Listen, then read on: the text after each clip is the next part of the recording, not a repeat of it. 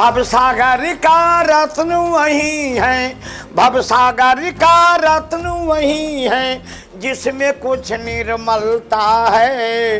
धन पुरुष है वही का जिसका नाम जगत में चलता है। रामचंद्र श्री राघव ने इस जग में धर्म प्रकाश किया, अपनी वीरता दिखला कर खल रावण वंश विनाश किया। केवट भील और कपि कुल को प्रेम प्रथा से दास किया। इसीलिए श्री राम नाम पे भारत नेपाल ने विश्वास किया। इन नामों से नर जीवन का, इन नामों से नर जीवन का वृक्ष भी फूलता फलता है। धन पुरुष है यही का जिसका नाम जगत में चलता है। भवसागर का रत्न वही है, भवसागर का रत्न वही है, जिसमें कुछ निर्मलता है। धन पुरुष है वही का जिसका नाम जगत में चलता है।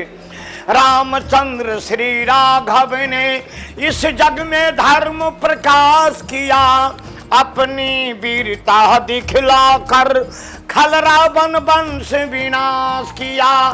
केवट भील और कपि कुल को प्रेम प्रथा से दास किया। इसीलिए श्री राम नाम पे भारत नेपाल ने विश्वास किया। इन नामों से नर जीवन का वृक्ष भी फूलता फलता है। धन पुरुष है यही का जिसका नाम जगत में चलता है।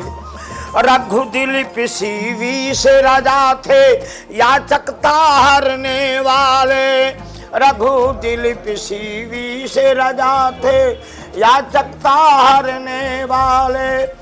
सत्य वचन पर हरिश्चंद्र दशरथ थे मरने वाले। हनुमान श्री भरत विभीषण भक्ति भाव भरने वाले। इन लोगों का नाम हुआ आदर्श अमर करने वाले। ऐसे ही सत्य कर्मों से कुछ भूमि भार भी टलती है। धन पुरुष है वही का जिसका नाम जगत में चलता है। बोले श्री गुरुदेव भगवान की जय, अक्षय तृतीया की जय, मनोरमा गंगा की जय, मखौरा धाम की जय। मैं सिंगारी राम कैलासन व्याजी संगीताचार्य और बनारसी बाबा गुरुदेव की चरणों में रहता हूँ। जय श्री राम।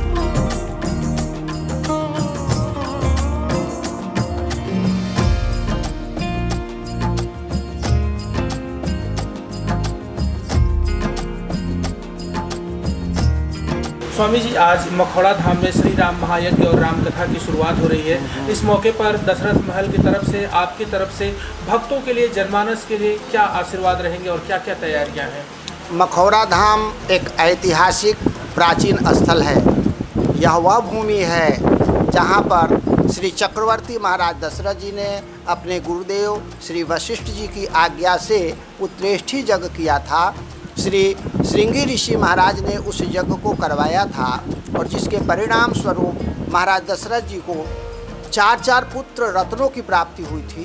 भगवान श्री राम पुत्र के रूप में प्राप्त हुए थे और यह जगह भक्ति से शीघ्र प्रसन्न हो जाने वाली, यहाँ पर कोई भी आयोजन होता है तो शीघ्र सफलता मिल जाती है।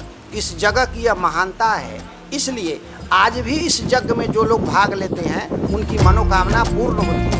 इस यज्ञ में भाग लेने के लिए दूर दूर से भक्त लोग आते हैं। बहुत से दंपति संतान के लिए इस यज्ञ में भाग लेते हैं। बहुत से लोगों को और अन्य चीज़ों की आवश्यकता रहती है, वो उन लोगों की इच्छा को भी यज्ञ भगवान पूर्ण करते हैं। इसलिए आज अक्षय तृतीया है। सनातन धर्मावलंबियों के लिए यह तिथि सबसे महत्वपूर्ण है, क्योंकि आज के दिन जो तप किया जाता है, दान किया जाता है, यज्ञ किया जाता है, उसका अक्षय फल प्राप्त होता है। इसलिए इस मखौड़ा के पावन तट पर आज से श्री राम महायज्ञ प्रारंभ किया गया है, जिसमें दूर दराज से बड़ी संख्या में भक्त लोग आए हैं। स्थानीय लोगों के भी बड़ी सहभागिता है और जो लोग अभी तक ना आए हैं वे लोग भी इस श्री राम महायज्ञ में आज से लेकर के 6 मई तक श्री राम महायज्ञ होगा, उसमें भाग लें और भगवान की कृपा से उनके भी मनोरथ पूर्ण होंगे। यही मंगल कामना है। सभी लोगों से आग्रह है, यज्ञ में भाग लें और अपने को कृतकृत करें, अपने मनोरथ को पूर्ण करें। सब प्रेम, जय सिया राम।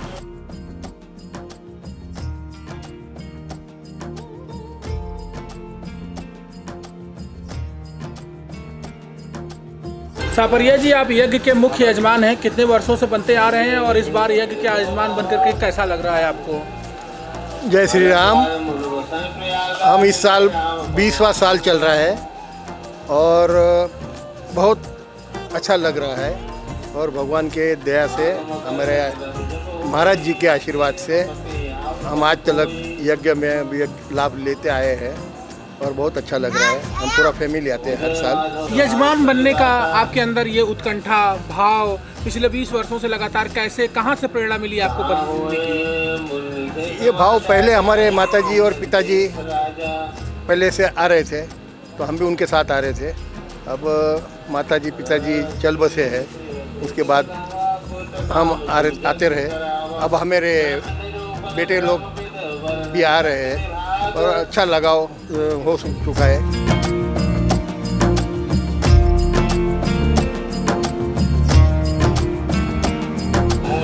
स्वामी जी, आप मखौड़ा धाम के महंत हैं और यहाँ पर श्री राम महायज्ञ, श्री राम कथा होने जा रही है। आपकी तरफ से क्या तैयारियां हैं और भक्तों को किस प्रकार से शुभ संदेश और आशीर्वाद देंगे आप? सबसे पहले आपको चैनल को, इस मंदिर की तरफ से बहुत बहुत साधुवाद। यह जो श्री राम महायज्ञ होता है, ये दशरथ जी महाराज ने जिस तरह पुत्र प्राप्ति के लिए यज्ञ किए थे, उसी तरह दशरथ जी के राजमहल के स्वामी जी जो वर्तमान पीठाधीश्वर श्री गुरुदेव भगवान है, उन्हीं के अध्यक्षता में यहाँ पे 7 दिन का श्री राम महायज्ञ का आयोजन किया है, जिसमें देश के और हर प्रांत से लोग इस यज्ञ में भाग लेते हैं। 24 घंटा यहाँ पे रामायण के पाठ होता है, यज्ञ होता है, हवन होता है, कथा होता है, भक्तों को भंडारा किया जाता है और हम ये जो कुछ भी होता है हमारे श्री सतगुरुदेव भगवान के द्वारा होता है। और हम ये चाहेंगे जो भी भक्त है इस यहाँ ये आवाज़ को सुने, इस यज्ञ में भाग ले, सब कोई यहाँ पे आके यज्ञ नारायण भगवान के दर्शन करें।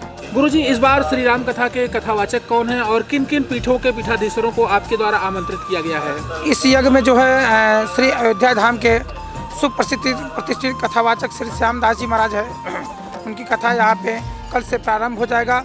और यहाँ पे जगत गुरु जी आए हैं बिहार से, जो विष्णुदेवाचार्य जी महाराज, उसके बाद से पूना से यजमान भी आए हैं और वृंदावन से संत महात्मा है। अयोध्या के जितना भी सुप्रतिष्ठित कथावाचक और उसके बाद से नेपाल जनकपुर से श्री सिंगारी जी महाराज यहाँ पे अपने मंडली के साथ आए हुए हैं। अयोध्या के बड़े भक्तमाल जी, जानकी घाट वाले बड़े भक्तमाल वाले महाराज जी, कमलानंद दास जी महाराज और अनेकों संत महापुरुष लोग यहाँ पे इस यज्ञ में भाग लेने के लिए आ रहे हैं। और जो कोई भी भक्त यहाँ पे आते हैं अपना यज्ञ हवन करने के लिए, उनको कल्याण यहाँ से होता है। हम ये चाहेंगे जो कोई भी भक्त अयोध्या आवे, पुनः मखौड़ा जरूर आवे। और विशेष करके सरकार से यह आग्रह करेंगे से इस मखौड़ा धाम को विशेष कर ये जो मनोरमा नदी सामने नदी है, इसको जीर्णोद्धार होना चाहिए। यहाँ नदी का सफाई होना चाहिए, इसमें जल की व्यवस्था होना चाहिए, क्योंकि जो भी भक्त आवे आचमन करे, दर्शन करे, स्नान करे।